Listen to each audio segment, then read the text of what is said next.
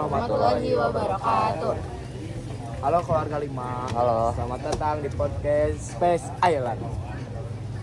Apa itu Space Island? Space Island adalah nama yang diberikan oleh bangsa Eropa kepada Maluku, terutama Kepulauan Banda dan Maluku Utara. Disinilah tumbuhan yang tidak ada di tempat lain, yaitu ada pala, fuli, dan cengkeh. Terus pada abad pertengahan rempah-rempah adalah barang mewah, yaitu ibarat barang langka. Sebelum lanjut, selagi menyelami lebih dalam lagi nih mengenai Space Island, sebelumnya kenalin di sini aku Anggun. Di sini aku Adelio. Aku Satria. Nah, boleh dilanjutnya Adel, semakin dalam dan semakin menyelami sejarah mengenai Space Island. Nah, di sini bagi orang Eropa, rempah memiliki banyak fungsi, yaitu pengawet makanan karena belum ada mesin pendingin di saat waktu itu. Jadi mereka Saya clear apa? Oh oh iya. iya, Makasih ya, sorry ya. Lanjut. ya jadi sebagai pendingin tuh berarti mereka ngerasa aman karena setelah melalui perjalanan panjang mereka tuh cukup tenang nih karena rempah-rempah yang mereka ambil tuh bakal tahan lama nih karena bisa sebagai pendingin juga gitu dah. Nah, di situ juga sebagai obat tradisional atau parfum untuk menyamarkan bau kota yang kotor. Jadi dulu tuh kota tuh termasuknya masih terlalu banyak polusi tuh. Dan di sini sebagai masyarakat kecil sekarang yang itu dijadikan bumbu masakan bangsawan. Jadi bahkan dianggap sebagai magis dalam ritual gereja. Nilai ekonominya sangat luar biasa. Berarti bisa dibilang kalau misalnya rempah-rempah itu lebih berharga daripada emas. Bisa dibilang seperti itu. Di Amsterdam 1 kilogram pala bisa bernilai 20 kali gaji pekerjaan biasa, dan satu karung pulau kecil di Nusantara ini menjadi pusat perekonomian global meski penduduk pada saat itu jumlahnya tidak lebih dari puluhan ribu orang. Berarti di Amsterdam tuh rempah-rempah tuh terbilang cukup mahal dan bisa dibilang juga kalau misalnya rempah-rempah itu sangat berguna buat masyarakat di sana sih, makanya bisa dihargain mahal banget gitu loh. Berarti nggak di semua pulau itu ada, jadi cuma Di beberapa bagian. Ya. Nah, di sini sebelum penjajah datang, Eropa bermimpi menemukan jalur ke timur. Masyarakat Maluku sudah memiliki struktur sosial yang maju. Kerajaan Ternate dan Tidore, dua kerajaan besar itu memiliki sistem pemerintah yang rapi, undang-undang, armada laut, perdagangan internasional, hubungan diplomatik dengan Asia. Ternate dan Tidore saling bersaing menguasai perdagangan cengkeh. Berarti kalau misalnya kita baca-baca lagi dari beberapa sumber nih, Ternate sama Tidore itu merupakan salah satu dua kerajaan yang mungkin pesannya tuh sangat ketat ya sih untuk mendapatkan kan rempah-rempah gitu kan. mereka tuh kayak hidup berdampingan tapi di pulau itu gitu, jadi kayak mau menguasai gitu Berarti mereka tuh hidup berdampingan tapi salah satunya tuh mereka tuh pengen menguasai. ya. Di sini perdagangan rempah-rempah tuh sudah menduniai, contohnya Arab, Persia, Gujarat, Cina, Kerajaan Melayu dan Jawa. Jarak perdagangan bisa mencapai ribuan kilometer dan sampai sekarang pun masih hampir seluruh dunia itu sudah mengenal rempah-rempah. Dan bisa dipusatkan kalau misalnya rempah-rempah yang mereka kenal tuh dari Indonesia dong, dari Nusantara. Nah, rempah-rempah itu sendiri dari Banda dan Maluku dibawa ke Jawa, lalu ke Maluku, kemudian ke Gujarat atau Yaman, dan akhirnya tiba di pasar Istanbul, Persia, Eropa Barat. Berarti perjalanan mereka juga tuh cukup panjang nggak sih Satria? Jadi disebut juga Indonesia tuh jalan terhubung dengan dunia sebelum Eropa datang gitu. Jadi ya kan ada Selat Sunda, ada Selat Malaka, Selat Jawa. Iya, jadi Indonesia Nusantara tuh dulu jadi jalur perdagangan dunia gitu. Nah, yang biasa juga disebut sebagai ujung dari perdagangan ini. Terus kalau nggak salah dari bangsa Portugis itu awal penjajahannya itu tahun 1512, dan itu tuh Portugis tuh pertama kali mencapai Space Island atau Maluku yang bisa disebut kalau sekarang. Mereka datang dengan sistem kolonial agresif, jadi mereka langsung ingin menguasai gitu, langsung memonopoli perdagangan, terus menaikkan pajak perdagangan yang berlebihan, terus membuat benteng kolonial, terus campur tangan dengan politik kerajaan Ternate dan Tidore, jadi langsung memonopoli gitu. Jadi ada peperangan juga nggak sih, perang Iya. dingin itu antara Ternate sama Tidore? Jadi kayak Portugis tuh pura-puranya mereka tuh kayak menguasai dulu Ternate, terus mereka tuh kayak aliansinya malah sama Tidore kayak gitu. Cukup rumit juga ya Iya. untuk mendapatkan rempah-rempahnya. Lalu selanjutnya ada Spanyol masuk dan perang besar Maluku. Tak mau kalah, Spanyol datang melalui Filipina. Mereka membuat aliansi dengan Tidore, sementara Portugis bersekutu dengan Ternate. Yang terjadi adalah perang panjang, yaitu Portugis ditambah Ternate versus Spanyol ditambah Tidore. Oh berarti Portugis sama Spanyol tuh masih berhubungan, cuman mereka tuh kayak membuat aliansi baru buat Iya. menguasai. Mereka punya aliansi baru untuk menguasai si Space Island ini, dan mereka juga tuh pengen kalau misalnya di antara mereka tuh bisa yang lebih unggul banget gitu buat nge-explore si rempah-rempah yang ada di Nusantara ke Eropa. Selanjutnya ada VOC Belanda, sang penguasa baru. Jadi VOC bukan sekedar perusahaan dagang, Paham? melainkan tentara, armada kapal, sistem mata uang, kekuasaan untuk berperang, hak untuk membuat perjanjian. VOC datang dengan tujuan tunggal, menguasai rempah total. Strategi VOC membuat perjanjian dengan raja lokal, tapi perjanjian itu sering berat sebelah dan memaksa jadi sebelah pihak. Jadi persetujuan itu tuh tidak disetujui oleh kedua pihak.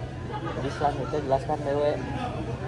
Jadi mereka tuh mencegah, kayak mereka tuh pengen menguasai banget rempah-rempah yang ada di Nusantara, terus mereka tuh gak mau penjajah lain tuh menguasainya. Jadi mereka kayak memblokade jalur perdagangan, mereka membangun benteng raksasa, terus menanam rempah tanpa perizinan dari bangsa lain gitu. Terus karena penduduk Banda atau penduduk Malukunya ini menolak, terus di monopoli oleh VOC, mereka dianggap musuh. Jadi penduduk lokal pun menganggap VOC musuh lah, jelas, karena mereka tuh kayak ya seenaknya aja gitu. Mereka kayak Pengen menang sendiri. ya kayak mereka, tapi emang mereka tuh kayak berhasil gitu.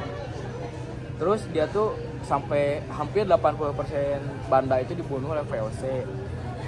Sisanya diburu paksa, banyak yang diasingkan dan dijual sebagai budak. Jadi mereka tuh emang sadis banget. Egois juga Ya, kan. jadi berpengaruhnya tuh bukan cuma di Space Island doang, ke seluruh Nusantara VOC itu.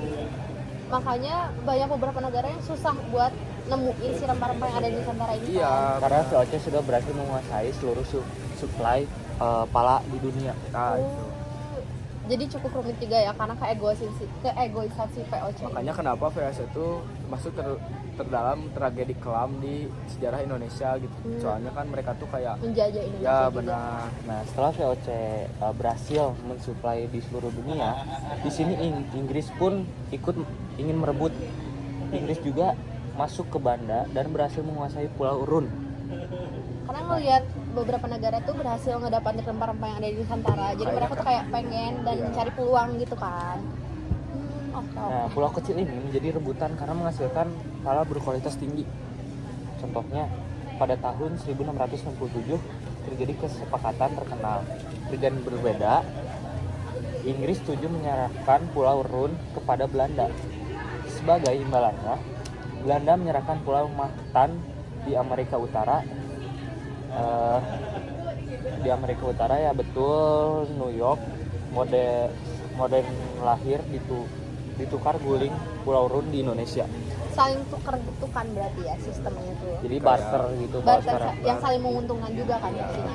Ini menunjukkan betapa berpengaruhnya rempah dalam politik global. Paham. Jadi terus jalur Space Island juga ini tuh mereka tuh berlayarnya tuh gak mudah gitu. Ada Kalau 3 jalur ya kalau nggak ya, salah. terus bangsa Spanyol tuh mereka tuh kan diperintahkannya kayak ke kamu ke kanan, kamu ke arah barat, terus Portugis ke arah timur. Jadi mereka tuh berlawan arah. Jadi siapa, apakah bakal ketemu atau tidak, seperti itu. Dan ternyata ketemu, mereka tuh kayak pas banget gitu bertemunya di Space Island. Jadi kenapa Space Island ini jadi sejarah, karena mereka gak mudah ditemukannya gitu. Dan butuh beberapa tahun juga kan buat dapetin Bertahun-tahun, itunya. bahkan Bertahun-tahun. berbulan-bulan. Selanjutnya ada apa lagi? Nah, selanjutnya itu ada dari jalur Afrika Selatan atau Cape of Good Hope yang digunakan oleh Portugis dan Belanda nih. Jadi itu tuh melintasi lautan yang bergelora, badai dan penyakit scurvy. Nah, di jalur ini tuh banyak banget pelaut yang meninggal di perjalanan karena mereka tuh terserang dari penyakit scurvy ini, dan memang cukup parah ya bisa dibilang.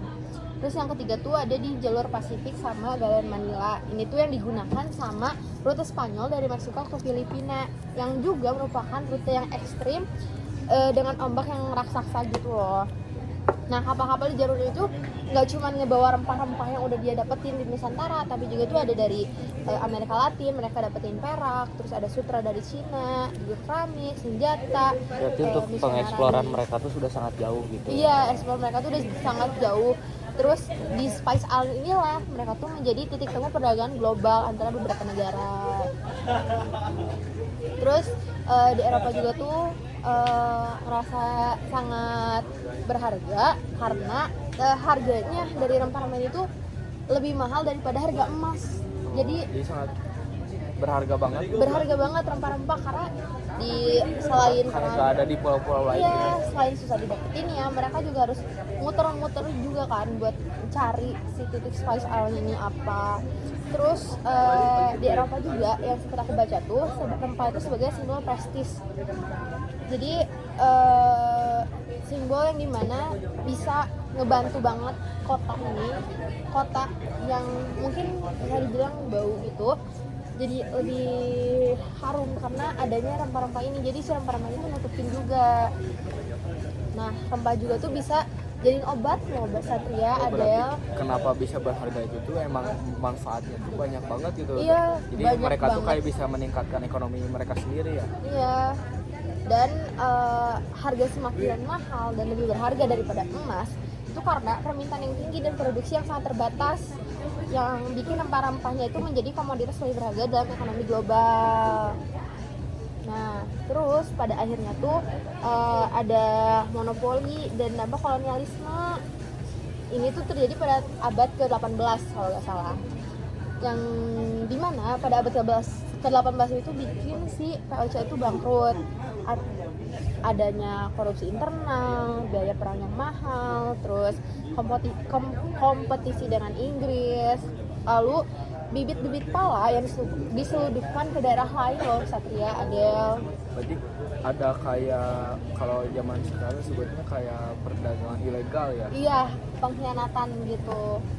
Terus bibit palanya ini tuh diseludupin tuh ke beberapa negara, ada dari Tanzania, Karibia, Sri Lanka, dan lainnya.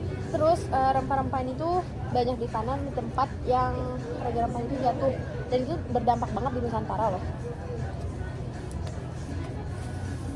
Jadi intinya Space Island itu perannya jauh lebih besar gitu daripada ukuran geografisnya. Iya. Jadi emang pulaunya itu kecil Space Island itu, cuman perannya itu lebih besar di dunia itu. Terus Dan berharga banget. ya, Jadi untuk mengubah komoditasnya itu, sekecil rempah-rempah itu bisa mengubah dunia untuk menjadi lebih biayanya untuk menghidupi orang-orangnya tuh jadi lebih besar dan lebih gampang untuk menghidupi masyarakat tersebut.